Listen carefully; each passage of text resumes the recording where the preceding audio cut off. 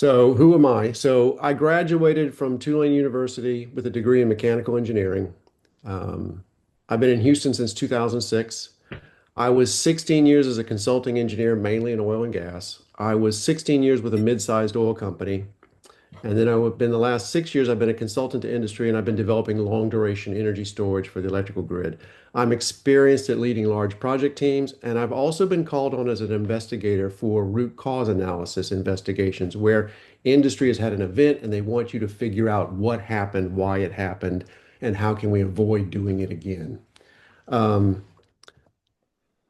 so how this got started. So in 2020, I took a project through the worst of COVID. Um, I found that in September of 2020, I was burnt out. I had to step away from industry. I had to just get out of my job, take a break, and figure out what my next step was going to be. And one of the things in industry is you're told climate change is a hoax or you're burning the planet down. And I needed to know which. So I went to the National Weather Service. I downloaded tons and tons of data. And then I went through Texas county by county looking to see if I could see climate change. I would take the average, there's what's called Tmax, which is the maximum temperature every day. You can average that for the year. Then I've averaged it from 1901 to 1990 and compared it with the average from 2011 to 2020. This is Brazoria County, Texas. You can see that it's about a 1 degree climate change difference if you follow these rules. Now, I could talk for an hour on this data and what the trends show and everything, but I'm going to give you all a quick summary here. So this is California. This is the 10-year average of their weather data. And as you can see, they are seeing climate change. They're seeing a big increase in temperatures in the last 10 years, really, from 2011 to 2020. But this is Arkansas. Arkansas in the 1930s saw massive heat waves due to the Dust Bowl events. They also saw some heat waves in the 1950s. This is Texas. Texas experienced massive heat waves in the 1950s. Northern Texas counties saw the Dust Bowl events as well in the 1930s, but we are seeing an increasing in temperature right now. So the thing that you need to take away from this is climate change is very different from state to state. So the book was going to publication in 2023, late 2023, and nobody else was talking about this, but then I saw this Wired magazine article where they talked about a warming hole. What they're really talking about is that the central part of the US, the rural states of Missouri, Arkansas, Louisiana, that area, has been weirdly cool compared to the rest of the country, which matched up with what I had seen in my data analysis. So the thing here to take away is we've been given some very simple answers to some very complex problems. The environmentalists are telling us that the oil companies are evil, that they're causing us to burn all these fossil fuels. If we stop burning the fossil fuels, that everything will be great. And that's really too simple of an answer. The more complex question involves population, it involves garbage, it involves how we use things. There's a much more complex but right answer. But looking at climate change and everything led me into other subjects. It led me into other areas. And eventually I just realized it needed to be the book, which became Fixing America. The book has gotten very good reviews. It's available at Amazon. It's available at Barnes and Noble. You can order it from your local bookstore if you want. Now, the one thing I've done differently is if you go to my website, either williamtaggart.org or Fixing America, the book, and you find this spot right there and click on it, it says data, this will take you to this page. This is all the Excel spreadsheets that I use to gather the data to do the analysis. So if you want to look at the numbers, look at the raw data, you can go here and pull down these Excel spreadsheets and look at what I did. And that way you can double check me and see how I got to where I got. Now, the one thing that I think is the biggest issue, and I was very pleased to see in 2 weeks ago when the NoLabels talked about it, was the national debt. To me, the national debt is the big issue that we really have got to start addressing now. Um, our national debt after World War II was 118% of the gross domestic product. We're now way over that as of today. Now, when people talk about the national debt, you're going to hear them use two numbers. One is what's called the public debt. That's the debt that has the treasury bonds that have been issued out by the government that are bought by private individuals, pensions, corporations, banks, foreign companies, governments. That's what's called the public debt. It's held by the public. But there's also what's called the intergovernmental debt. That's the Social Security Trust Fund, this Medicare Trust Fund. It's money that the government owes itself that's been put into Treasury bonds. A lot of people exclude that so that they're working with a smaller number. The smaller public debt is about 100% of GDP. When you add in the intergovernmental debt, you're now up to over 120% of gross domestic product. And I think we're now starting to see an impact from the national debt directly. A few months ago, when Trump was talking about replacing Jerome Powell, I pulled down the Federal Reserve interest rate, a 30-year Treasury bond, which is the green line, and the 30-year mortgage line, which is the purple line, to look at how those three things interacted. You'll note the purple line never crosses the green line. The 30-year mortgage will always be above whatever the interest rate is on a 30-year Treasury bond. It's a question of risk. If you're holding a 30-year Treasury bond and you want to invest in mortgages, it's a more risky investment, so you're going to want a higher interest rate. So because of the fact that we have in 2012, Standard and Poor's downrated the U.S. Treasury bond from the top rating to one step down.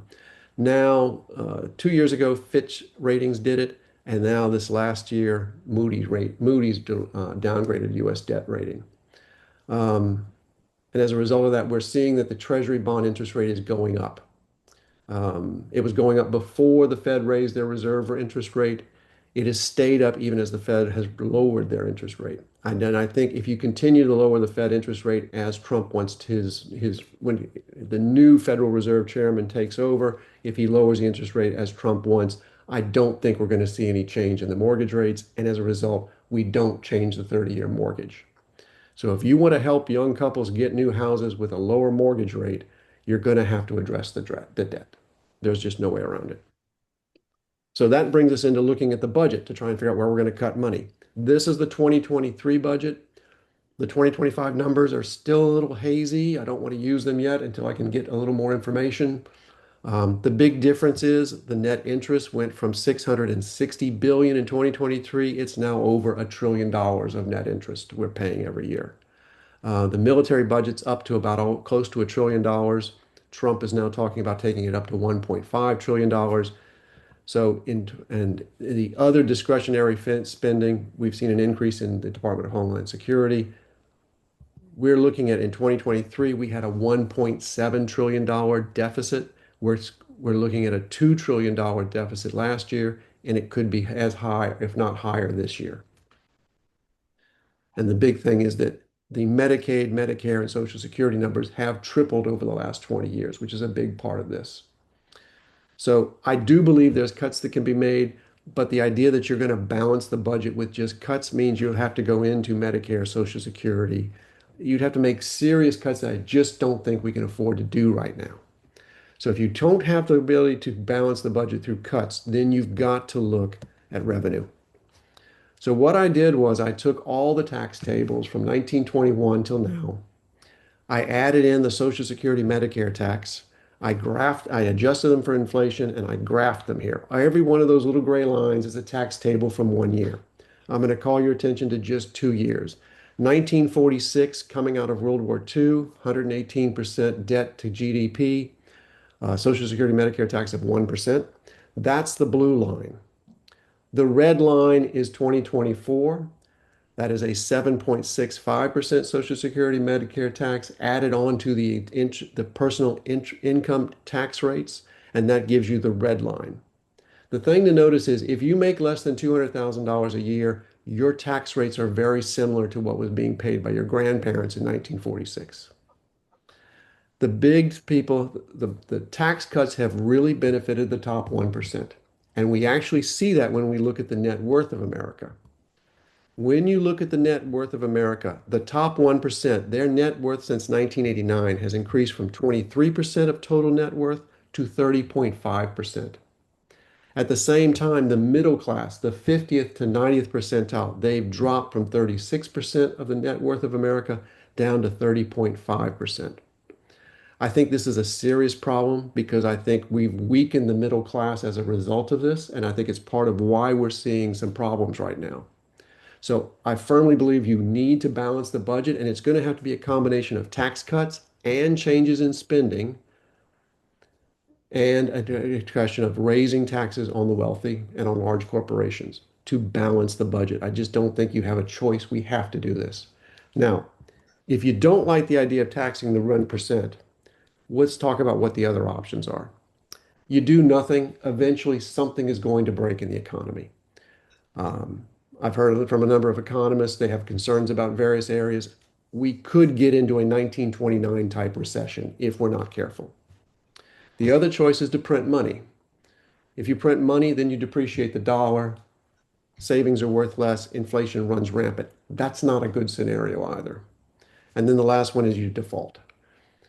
The US Treasury bonds underpin banks, pension plans, insurance companies, and the world financial markets. A default would be a disastrous event.